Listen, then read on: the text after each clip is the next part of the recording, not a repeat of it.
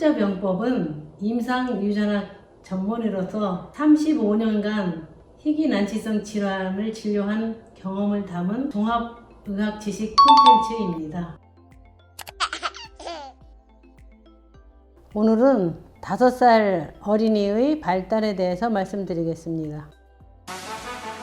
일단 사회활동이 상당히 중요한 그런 시기죠. 그래서 뭐 친구도 생기고 또 서로 상호 관계를 이렇게 맺는 그런 시기인데, 이때 이제 혼자 논다면 이제 심각한 그런 문제가 있는 그런 시기죠. 5살이 되면 사람 모양을 그려요. 그래서 발달이 어느 정도 됐나 하는 이제 가장 기본적인 테스트를 할 때 드로우맨, 그러니까 이제 사람을 그리는 그런 이제 테스트를 하게 되는데, 그 그려놓은 사람을 보고 어떤 것이 나오는가에 따라서 우리가 이제 점수가 나가고 이 발달 평가가 이루어지죠. 이때는 요즘은 이제 뭐 일찍 공부를 또 많이 하니까 잘하겠지만 최소한 10가지 확실하게 셀 수가 있죠. 그리고 이제 이때 자기 집 주소가 어디 있는지, 지역이 어딘지, 전화번호 아니면 이제 핸드폰 번호도 이제 기억할 수 있는 그런 연령입니다. 이때는 그러니까 오른손잡인가 왼손잡인가 이제 그것이 결정이 되고, 그거에 따라서 언어 중추가 어느 쪽에 위치하는가 같이 결정이 됩니다. 그 이제 서로 사회생활을 하다 보니까 자기가 좋아하는 친구를 이제 사귀게 되고, 그 또 친구에 대해서 잘해주려고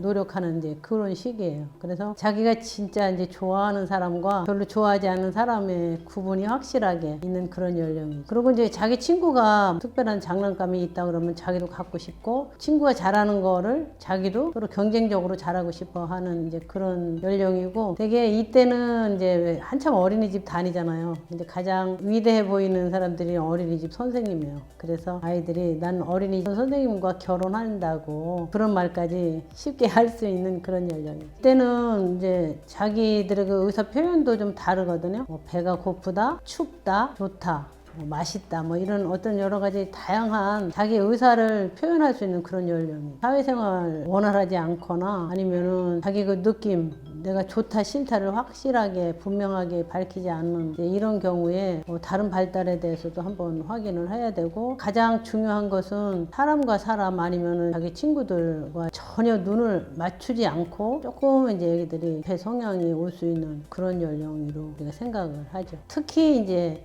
일찍 어린이집을 좀 다니는 애기들은 그래도 이제 사회성이 좀 많이 활발한데, 혼자 집에서 이제 크는 애기들은 조금 좀 여럿이 같이 막 서로 싸우고 울고 이렇게 크는 아기하고는 조금 다르다 이렇게 생각하죠.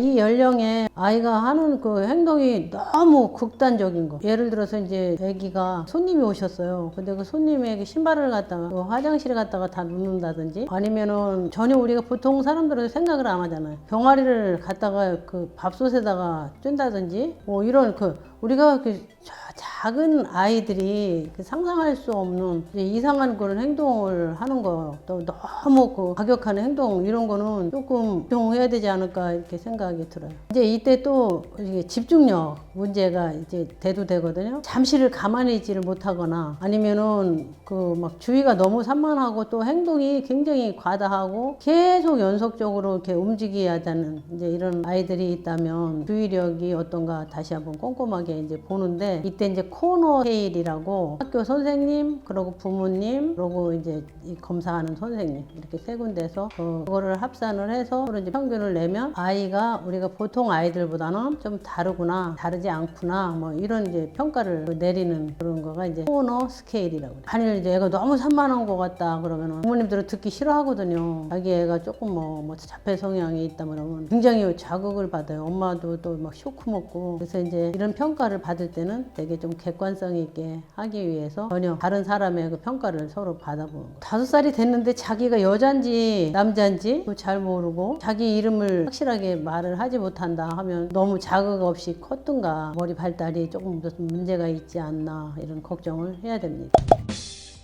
소아과 의사가 말씀드리는 육아 꿀팁에 대해서 말씀드리겠습니다. 이제 요즘은 그 컴퓨터라든지 뭐 핸드폰이 있잖아요. 그러니까 그런 거를 보다 보니까 자는 시간이 흐트러져요. 그래서 자기 이제 식사하는 시간, 잠자는 시간, 이 취침 시간에 대해서 상당히 신경을 써야 돼요. 특히 이 나이는 밤에 잘 때만 성장 호르몬이 나오거든요. 성장 호르몬이 나오는 그 시기를 다 놓쳐버린다면 한참 커야 되는 나이에 키 성장이라든지 뭐 여러 가지 문제점이 같이 올 수 있고, 그때 이제 핸드폰으로 인한 우리 문제점 이런 거를 걱정해야 될 연령입니다. 일단은 이제 집보다는 이제 좀 바깥에서 되게 이제 엄마들은 보면 뭐 이것도 못 만지게 하고 저것도 못 만지게 하고 뭐 하지 말라고 그러고, 얘는 이제 뭐 하고 싶으면 하나도 못하게 다 너무 이렇게 억누르면 오히려 더 반작용이 심하거든요. 그래서 이렇게 야단만 치지 말고 아이가 기가 죽지 않게 논리적으로 아이들이 다 알아듣거든요. 근데 뭐 잘못했다고 뭐 때린다든지 뭐 그런 거는 오히려 더 나쁜 버릇이 오래 갈 수 있는 계기가 될 수 있으니까 자기가 독립한다는 이런 의미가 있는 그런 연령이라고 생각합니다.